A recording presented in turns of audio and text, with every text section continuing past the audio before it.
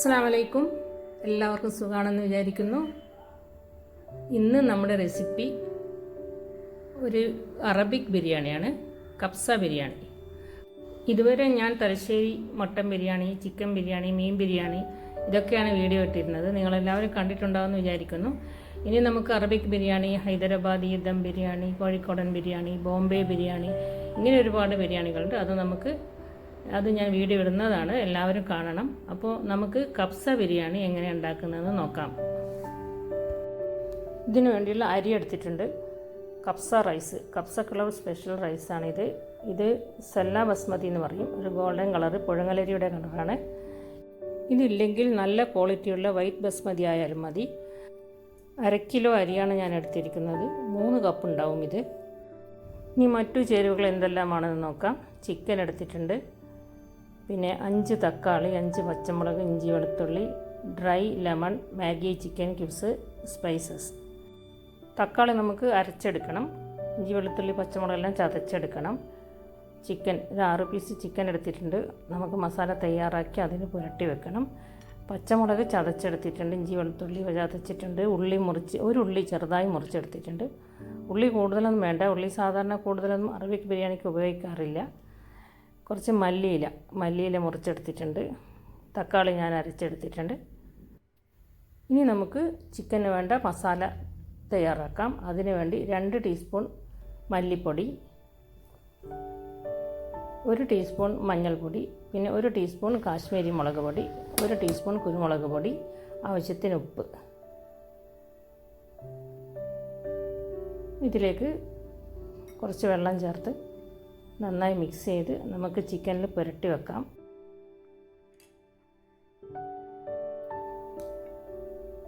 നന്നായി പുരട്ടിയെടുത്ത് നമുക്കിത് കുറച്ച് സമയം മാറ്റി വെക്കാം. കുക്കറിലാണ് നമ്മൾ കബ്സ ഉണ്ടാക്കാൻ പോകുന്നത്. ഇതിലേക്ക് ഒരു 1/2 കപ്പ് ഓയിൽ ഒഴിക്കണം. അത് ഒലീവ് ഓയിലോ അല്ലെങ്കിൽ സൺഫ്ലവർ ഓയിലോ ഏത് വേണമെങ്കിലും എടുക്കാം. ഞാനിപ്പോൾ സൺഫ്ലവർ ഓയിലാണ് ഒഴിച്ചത്. ഇതിലേക്ക് ഡ്രൈ ഇൻഗ്രീഡിയൻസ് വഴനയില, ജീരകം, പെരുംജീരകം, നല്ല ജീരകം, വഴനയില, പട്ട, ഗ്രാമ്പു, ജാതിപത്രി, ഇങ്ങനെയുള്ള ഡ്രൈ ഇൻഗ്രീഡിയൻസ്, സ്പൈസസ് അത് നമുക്കിതിൽ ചേർത്ത് ഒന്ന് മൂപ്പിക്കാം. എന്നിട്ട് ഇതിലേക്ക് നമ്മുടെ ഉള്ളി ചെറുതായി മുറിച്ചതും, ഇഞ്ചി വെളുത്തുള്ളി ചതച്ചതും, പച്ചമുളക് ചതച്ചതും ചേർത്തിട്ട് നന്നായി ഒന്ന് ഇളക്കി മൂപ്പിക്കണം.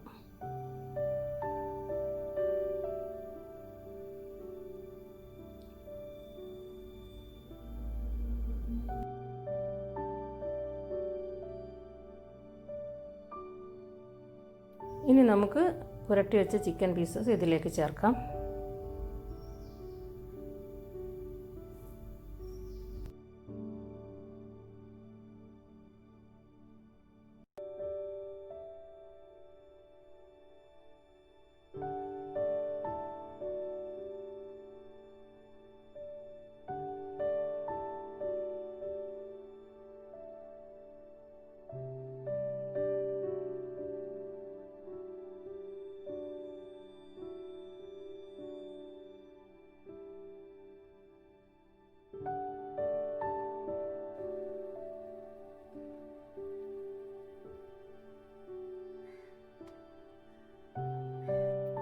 ഇനി നമുക്ക് മാഗി ചിക്കൻ ക്യൂബ്സ് കൈകൊണ്ട് നന്നായിട്ട് പൊടിച്ചിട്ട് ചേർക്കണം. ഒരു ബോക്സിൽ 2 പീസാണ് ഉണ്ടാവുക. രണ്ടും കൂടെ പൊടിച്ചിട്ട് ഇതിലേക്ക് ചേർക്കാം. കൂടുതൽ ഇതിൽ ഉപ്പുണ്ടാവും, അതുകൊണ്ട് ഉപ്പ് ചേർക്കുമ്പോൾ നമ്മൾ ശ്രദ്ധിച്ചിട്ടേ ചേർക്കാവൂ. മസാലയിൽ നന്നായിട്ട് ഇളക്കി ഇതിലേക്ക് നമ്മൾ ഡ്രൈ ലെമൺ ചേർക്കണം. അത് ഒരു ലെമൺ ഞാൻ 2 പീസായിട്ട് 2 ഭാഗത്തായിട്ട് വെച്ച് കൊടുക്കുന്നുണ്ട്. ഇതിൻ്റെ ഫ്ലേവർ നല്ലോണം ഇറങ്ങാൻ വേണ്ടിയാണ് ഞാൻ 2 പീസാക്കിയത്. പിന്നെ കബ്സ മസാലപ്പൊടി, സൗദി കബ്സ മസാലപ്പൊടി എൻ്റെ കയ്യിലുണ്ട്. ഇതിൻ്റെ 1 ടീസ്പൂൺ ഞാൻ ഇതിൽ ചേർക്കുന്നു. കബ്സ മസാലപ്പൊടിയിൽ എല്ലാ ഇൻഗ്രീഡിയൻസാണ് നമ്മൾ ഇതിൽ ചേർത്തത്. എന്നാലും ഇതിൽ ചില ഇൻഗ്രീഡിയൻസ് കൂടുതലുണ്ട്. ഡ്രൈ ലെമണിൻ്റെ പൗഡർ എല്ലാം ഇതിൽ ഇൻക്ലൂഡാണ്. അപ്പോൾ അത് ചേർത്തിയാൽ ഒന്നും കൂടെ ഒരു ടേസ്റ്റ് ഉണ്ടാവും. പിന്നെ തക്കാളി അരച്ചത് നമുക്കിതിൽ ചേർക്കാം. എന്നിട്ട് നന്നായി ഇളക്കി നമുക്ക് കുക്കറിൽ 2 വിസിൽ വരുന്നവരെ വേവിക്കണം.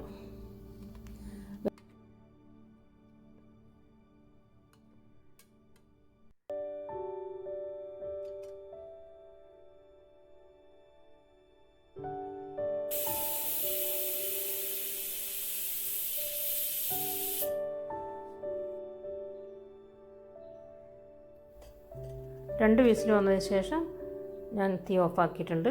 ചിക്കൻ നന്നായി വെന്തിട്ടുണ്ടാവും. ഇത് നമുക്ക് കോരി മാറ്റി വെക്കാം.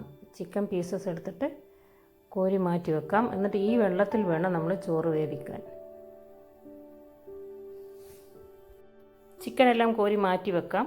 എന്നിട്ട് നമുക്ക് ഈ വെള്ളം ഒന്ന് അളന്ന് നോക്കണം. 3 കപ്പ് അരിയാണ് നമ്മൾ എടുത്തിരിക്കുന്നത്. അതിന് വേണ്ടിയിട്ട് നമുക്കൊരു 6 കപ്പ് വേണ്ടി വരില്ല, ഒരു 5.5 കപ്പ് വെള്ളം മതിയാവും. ഇത് നമുക്ക് അളന്ന് നോക്കണം. ഇത് അളന്ന് നോക്കിയിട്ട് ബാക്കി എത്ര വേണ്ടി വരും അത് നമ്മൾ കൂടുതൽ ചേർക്കണം. നമുക്കിതൊന്ന് അളന്ന് നോക്കാം. ഞാൻ അളന്ന് നോക്കി. ഇത് 2.5 കപ്പ് വെള്ളമുണ്ട്. ഇനി ഇതിൽ 3 കപ്പ് വെള്ളം കൂടി ചേർത്തിട്ട് നമുക്കിതിൽ ചോറ് വേവിച്ചെടുക്കാം.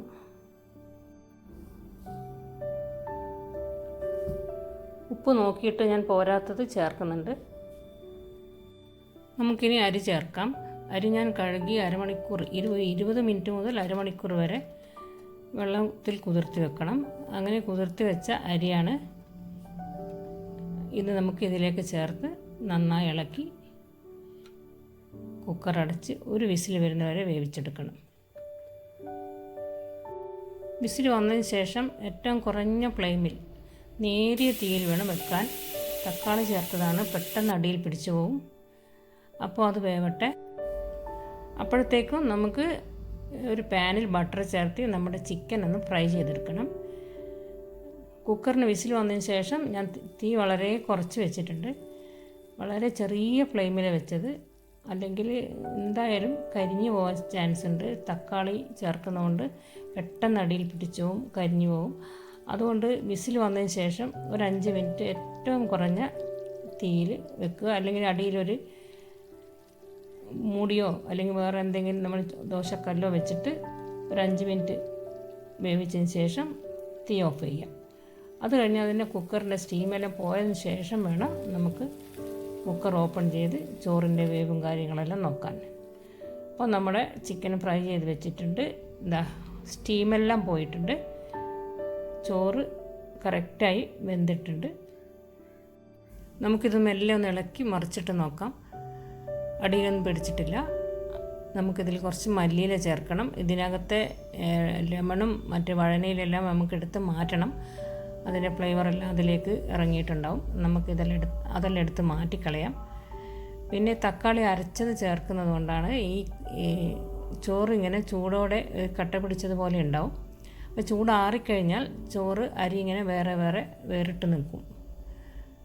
ചൂടോടെ ആകുമ്പോൾ കുറച്ചൊരു ഇങ്ങനെ കട്ട പിടിച്ചതുപോലെ തോന്നും. ചൂടാറിയാൽ അത് ശരിയായിക്കോളും.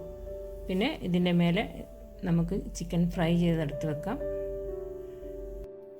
ബിരിയാണിയുടെ കൂട്ടത്തിൽ ഏറ്റവും എളുപ്പത്തിൽ ചെയ്യാൻ പറ്റുന്ന ബിരിയാണിയാണ് കബ്സ ബിരിയാണി. പെട്ടെന്ന് ഉണ്ടാക്കാൻ പറ്റും.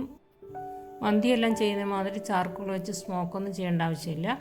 നല്ല ടേസ്റ്റുമാണ്. എല്ലാവരും ഉണ്ടാക്കി നോക്കണം. അപ്പോൾ എല്ലാവരും ലൈക്ക് ചെയ്യുക, ഷെയർ ചെയ്യുക, സബ്സ്ക്രൈബ് ചെയ്യാത്തവർ സബ്സ്ക്രൈബ് ചെയ്യുക. അടുത്ത റെസിപ്പിയുമായിട്ട് ഞാൻ വരാം. അതുവരെ എല്ലാവർക്കും എൻ്റെ താങ്ക്സ്.